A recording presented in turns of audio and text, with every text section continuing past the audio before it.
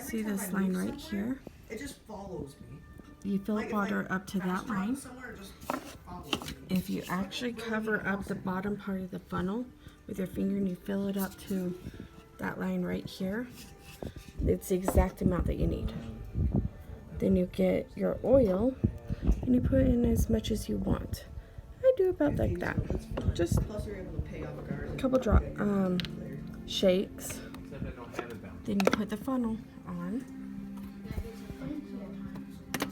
Then you put this on. Make sure this is centered in there. Then if your lights are off, I had to do that so you could see. You push it once, high beam, 2 low beam, 3 candle flicker. Push and hold it, will turn it back off.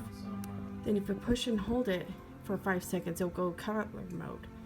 Then if you hold it for a few more seconds after, it will slowly rotate through the colors. The button to the left has an oil. If you push it once, it's high mist, twice low mist, 3 times off. But if you want it to stay on a single color, if you push the light and just type it through, it will stay on whichever color you have it on. I don't remember where my... Does that help?